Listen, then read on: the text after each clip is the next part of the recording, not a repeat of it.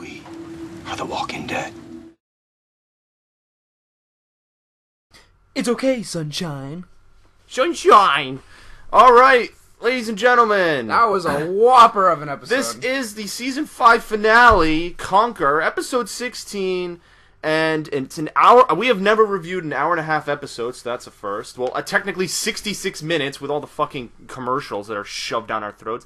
But we got some good ones. We got our first preview to Fear the Walking Dead, which will be coming this summer, and we got some Hello 5 footage. Oh my god, Microsoft fanboys, No, that's okay, no. But, so, we said, Jack actually said when we did this that we wanted to go in chronological order. Or at least try to as best as possible. There was a lot of fucking shit that Yeah. happened, and we kind of want to organize it.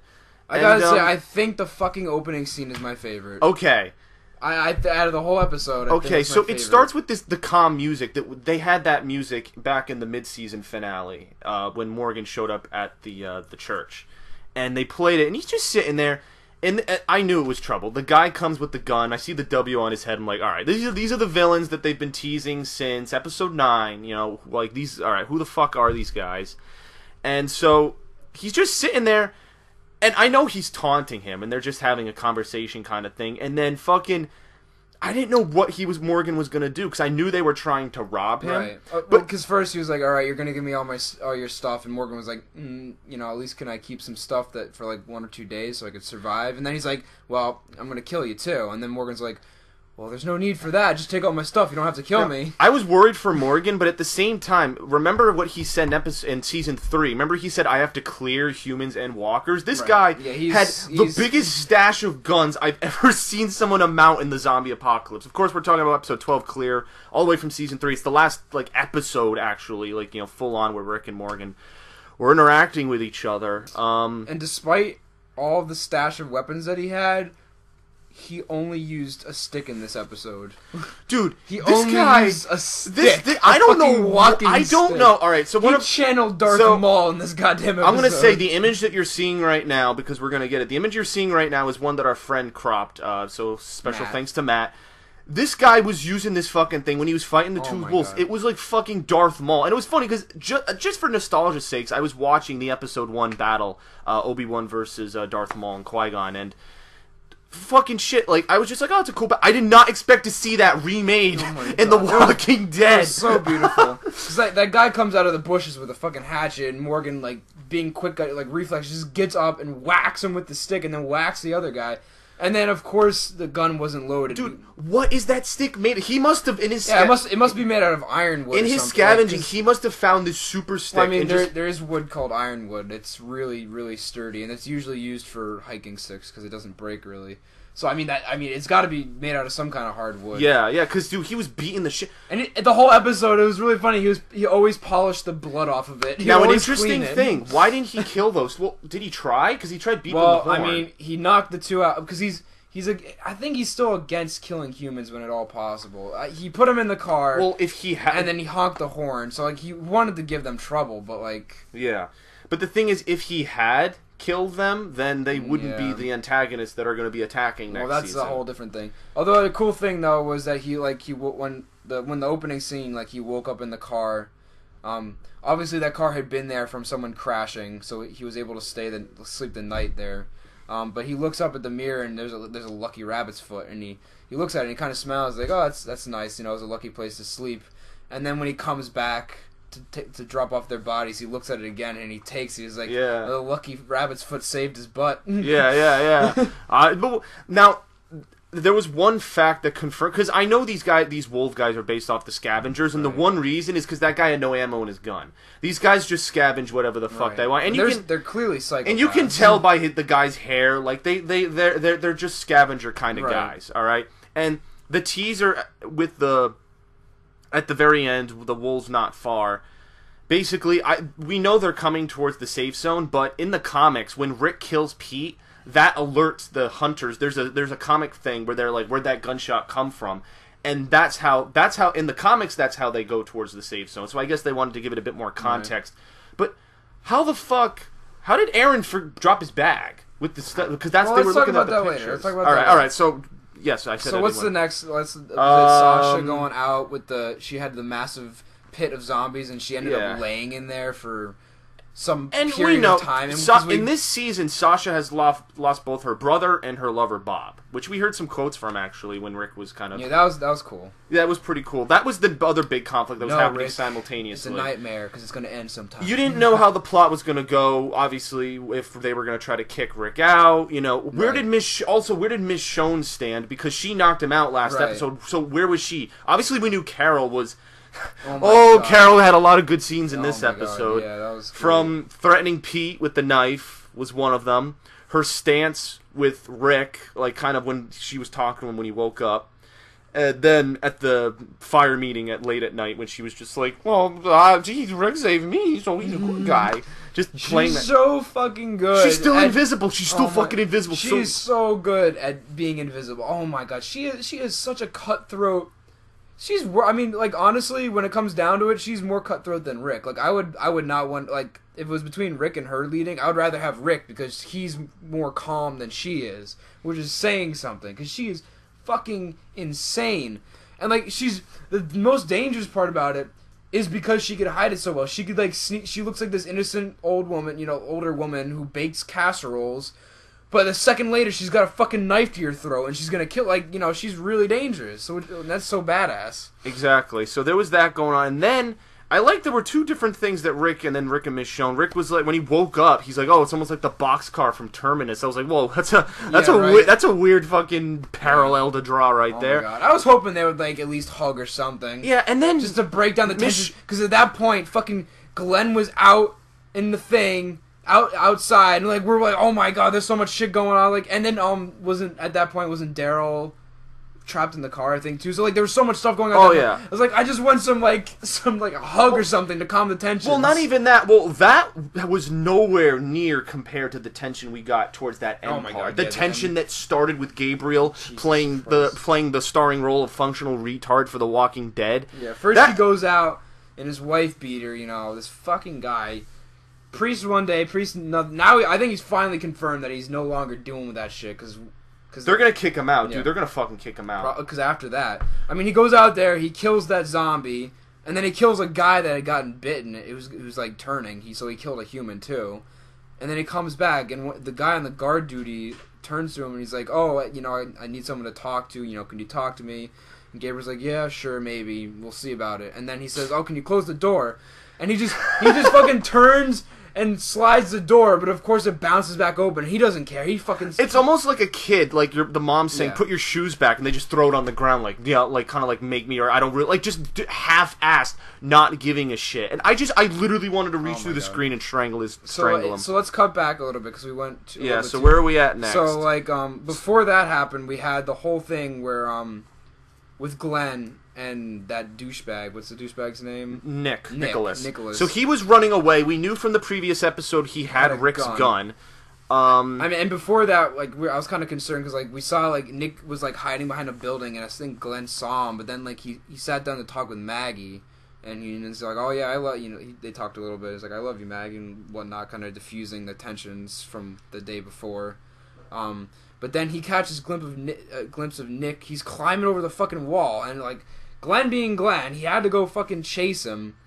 Oh my god. Yeah. That was, I think, God, you know what? That was so now here's stressful. An interesting, here's something interesting for the audience. What was more stressful to watch? Daryl and Aaron being stuck in the car from the zombie trap, or Glenn and Nick's conflict with the zombies that came in after? Personally, for me, it was Glenn, because in the back of my mind,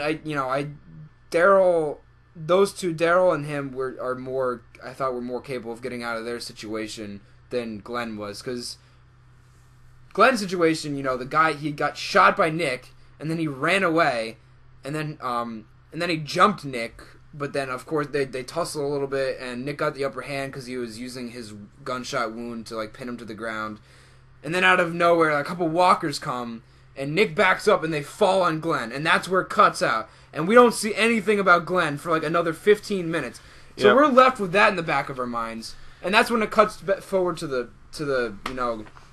Rick and Michonne scene. But also, we have the whole fucking thing with Daryl and Daryl. Aaron. Yeah, so Daryl they and go Aaron. in there. They go in there. To the food supply store. And it's and we had this because the wolf guy said to Morgan, we set traps. So I guess he has his car because Aaron took these. Like, remember he said he needed Alaska was the last one. Yeah, he said that in a previous episode. I was wondering what was going on because I thought he was trying to like get in there. I'm like, oh god, something's gonna happen. But well, I think Daryl was because I think he thought there was food in there.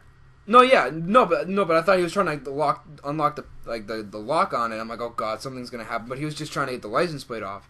But then Daryl goes over to another one and opens it up, and it's the fucking booby trap, and that thing was so well planned out. All the doors came down at the same time. There was like 30 walkers there, and those are some of the best kills for the zombies though. Daryl with the Oh my god, dude! They like ran underneath the fucking. Dude, where's Ghost Rider when you need him? Did you see that? They ran under the trailer. He picks up a chain and he comes out and just whips decapitates triple three kill of them. those fucking walkers. Oh my god, dude! And the other guy gets a license. He was plate almost kill. doing like running through him, like pushing him, and his football. Yeah, and then he was like football tackling them. They got to the car. They fucking get in the car, they slam one of the zombies' heads in the door, they're in the car, and, this is like, they're sitting there like this is their last moments. They're talking. No, first, they were gonna turn the car, but who wrote that note? I don't know. Who wrote the fucking note? There was a note that if you turn the ignition, it blows up. Yeah, it's a bomb. Like, I was like, what the fuck? Maybe it's just a sick trick. Why would the scavengers do that? Because if they blow up, everything they would have would be useless. Maybe they put that there. Yeah, it would maybe blow it was up. them who put that. I mean, they're psychopaths. Yeah. So, I mean, Daryl's sitting there. Oh, yeah, it could be a reverse trap. I didn't think about that. Anyway, yeah. Daryl, they're sitting there, and they're trying, they're saying, like, it's my fault. No, it's my fault. But Daryl being the hero, he's like, okay, I'm gonna light up my cigarette, and I'm gonna draw them out, and you're gonna run and get away. And then Aaron had a moment like that too. They were both kind of going back and forth. Aaron was like, no.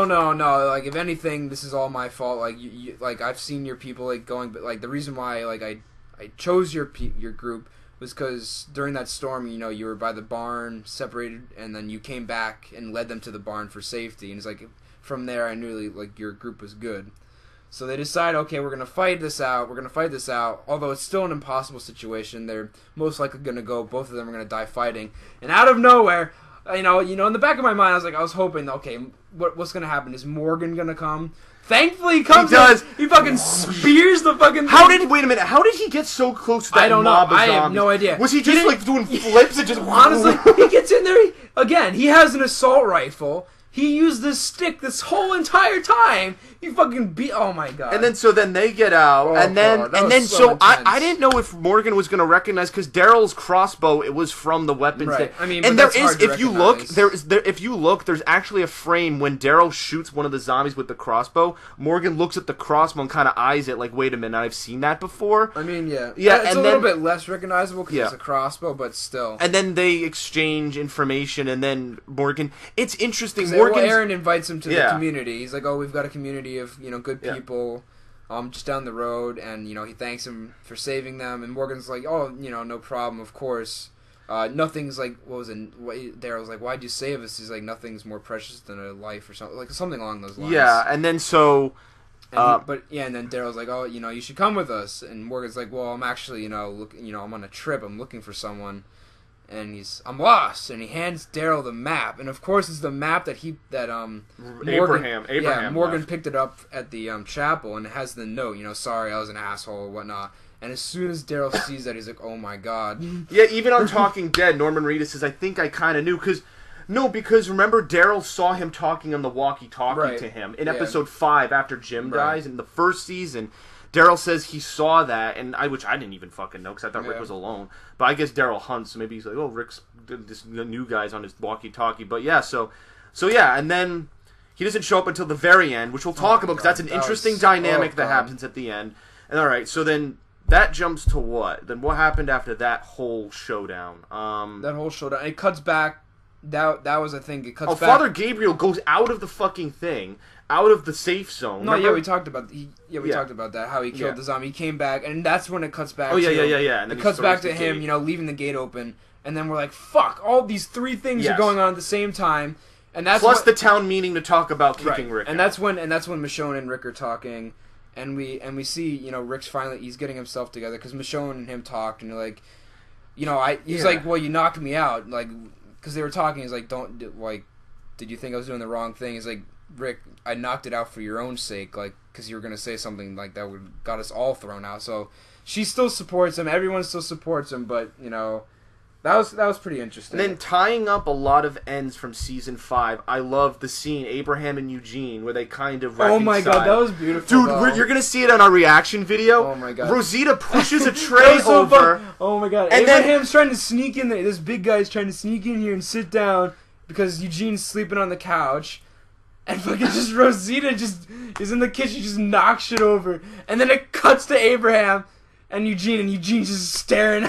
Oh and she's like, God. and yeah, just the frame. It doesn't even She's show so him. fucking coarse. It doesn't even show him getting up. His eyes are just like, he's just looking at him like, what are you doing here? Look, like, it's just what the the fuck? suspicious eyes. Oh it my was God. the funniest fucking Yeah, and they thing. had a moment. They both said, I'm sorry, man, I'm sorry. And they kind of bro hugged it out. It looks like they're on good terms. Yeah. Which is good.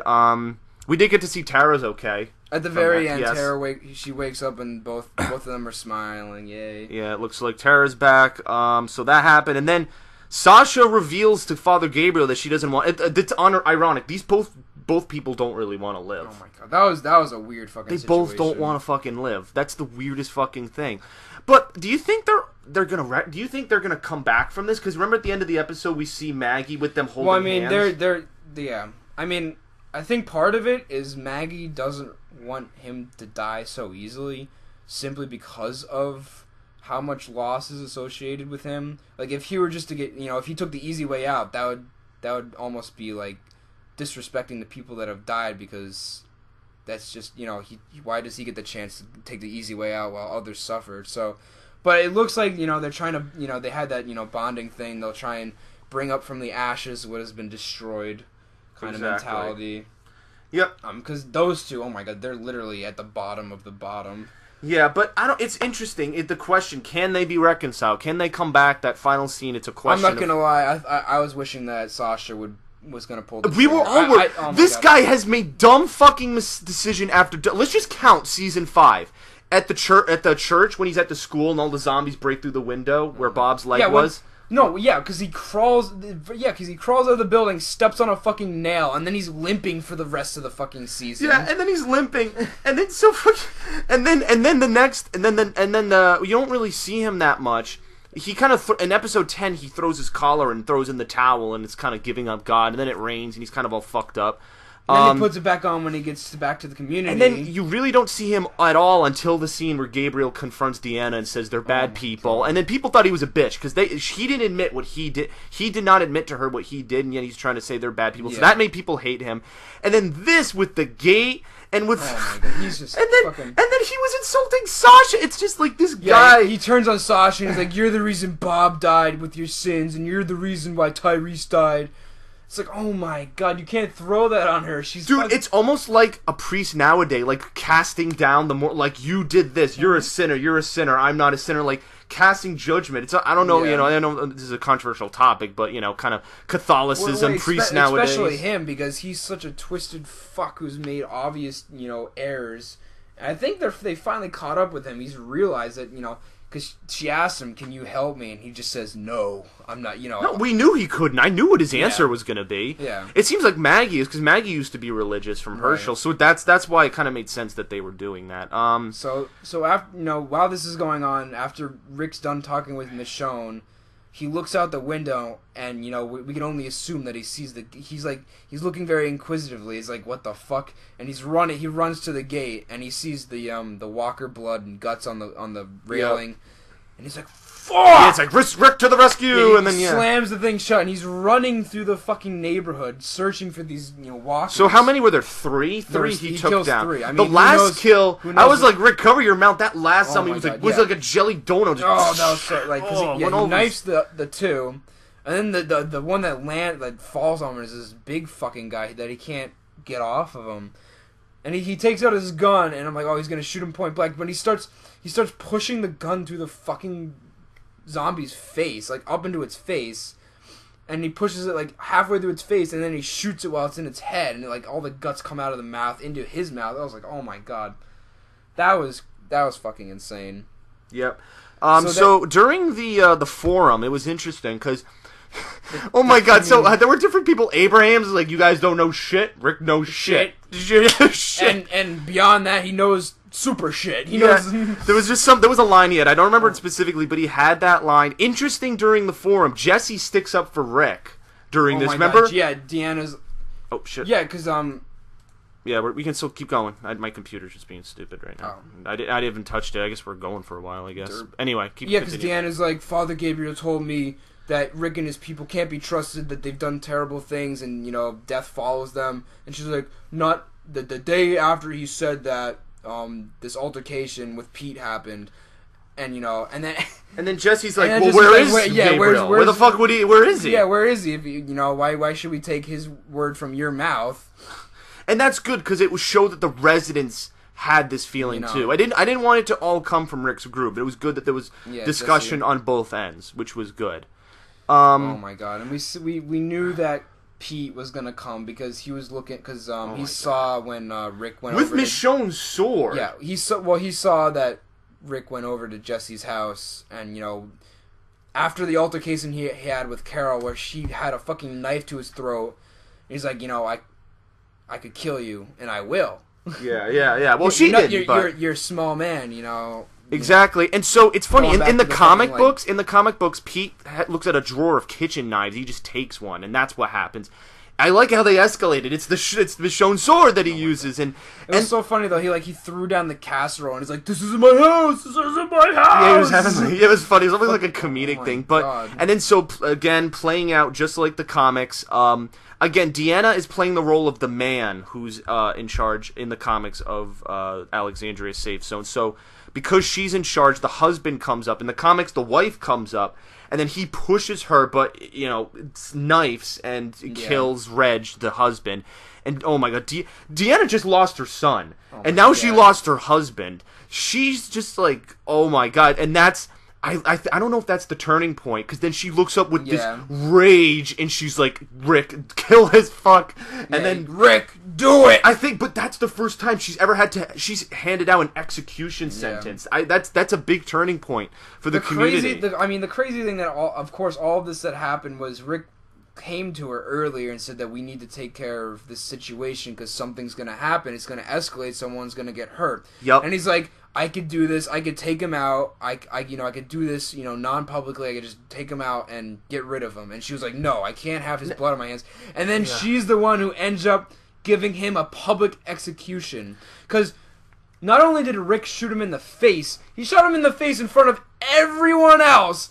And then at the very end, we see the three characters, of course. The most important, Morgan sees the execution. Morgan, Daryl, and Aaron were there. And and we saw this factoid.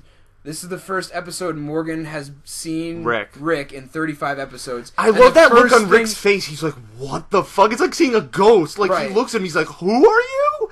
It was the first thing that... Because Morgan has this, kind of boyhood crush almost on Rick, because they were the last... He's the last person alive who he knows. Everyone else is dead that he knows. And he knows he could trust them, and, he knows that he, But does that put into question? Does that put into question? Now, he sees this, he's got cuts, he's bloody, he's shot. This is all... From Morgan's standpoint, this is obviously a changed Rick. Because Rick was the one who came to him when he was locked up in that fucking crazy neighborhood with all those booby traps.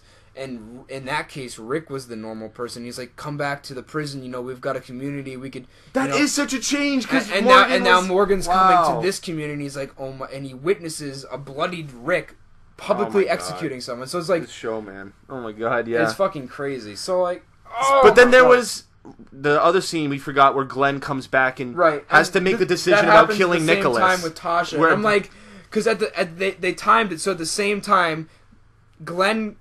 miraculously, shakes off the, we don't see it, but he rids himself of the three zombies, and he chases down Nicholas, and he whacks him against a tree, and he has him on the fucking ground with a gun to his head.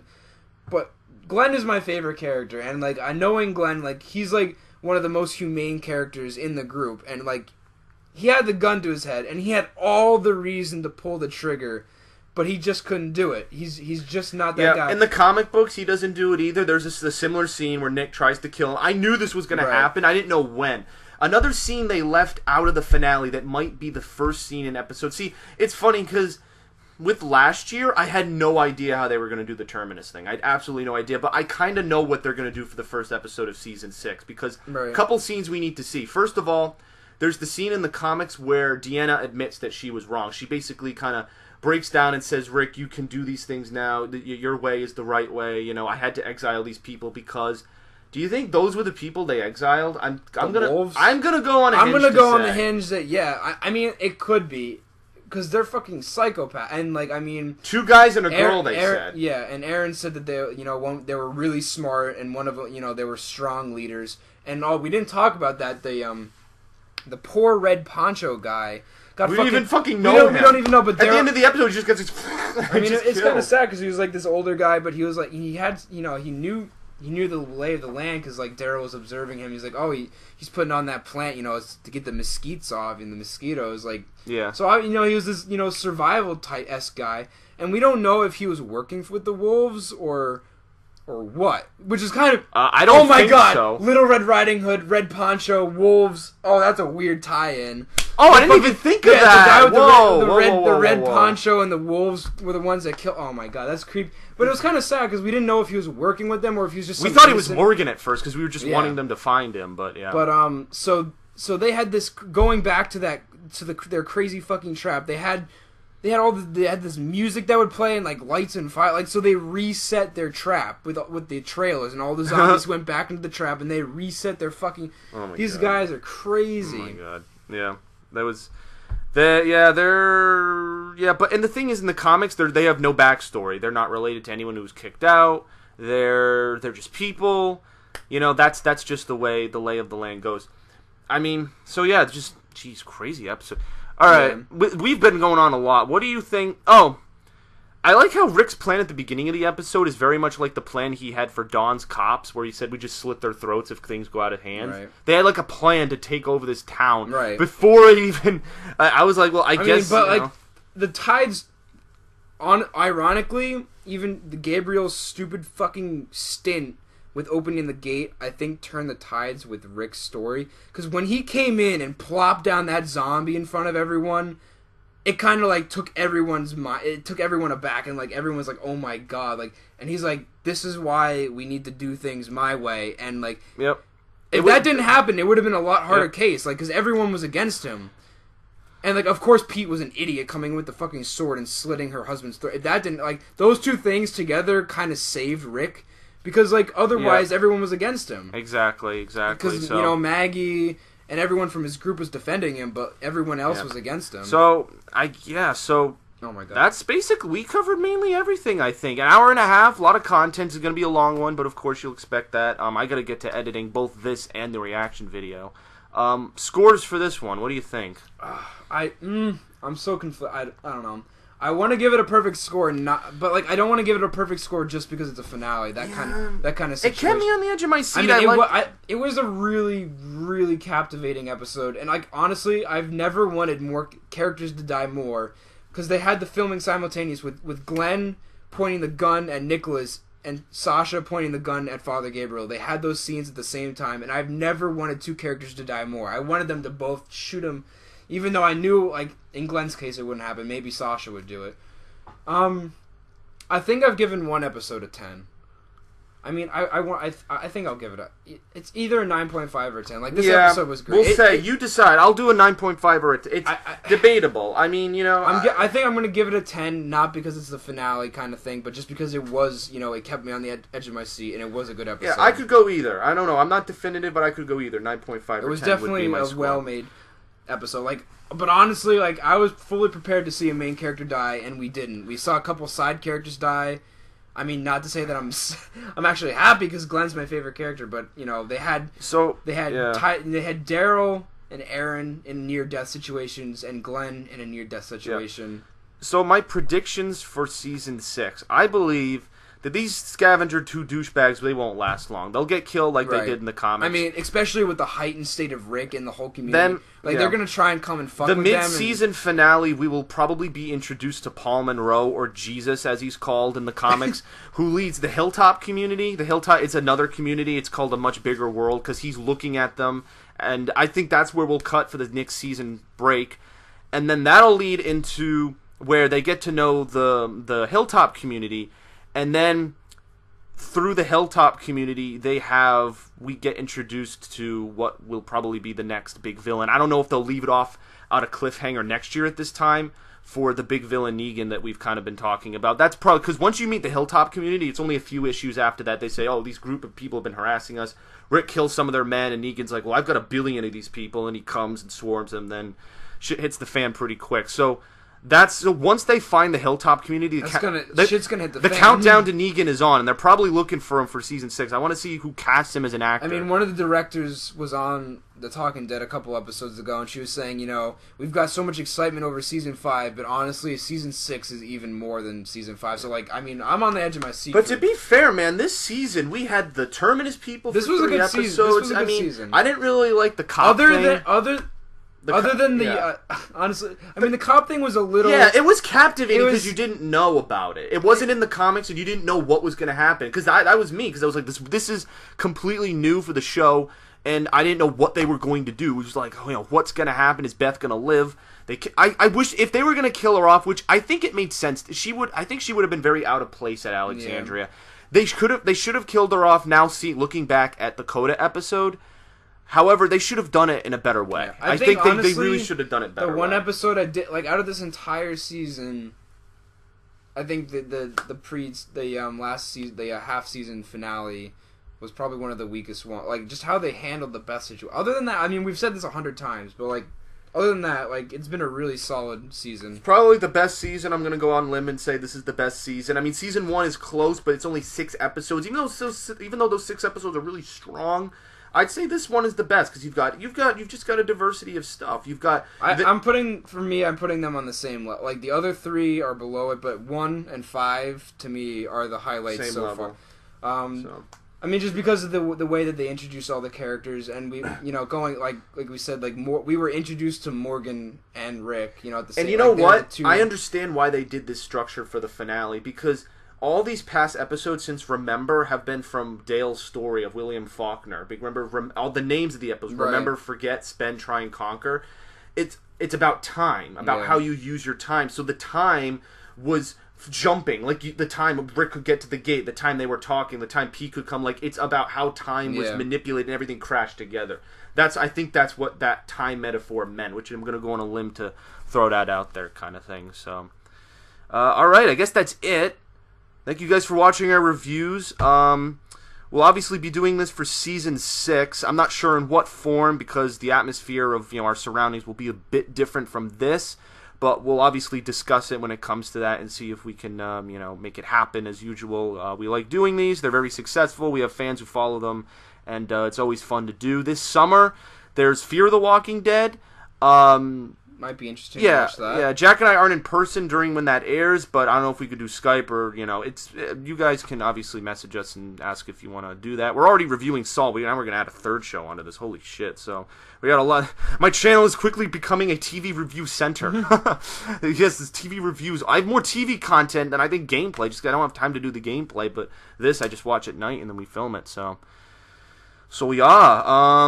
I guess that's it. So, I guess this is complete. I can put a stamp on my season. I have a playlist for season 5. I'm gonna add this once I'm done, and that'll be it. The season 5 playlist will be complete, and you guys can watch our episode 1 review all the way up to 16, and that'll be it. And then, of course, as I said, reaction video, which I'll put there as a bonus. That's gonna be tonight, and I'm gonna edit it right now. I got a lot of editing to do. So thanks you guys for watching. See you for season 6 and/or other content. Peace out. Adios.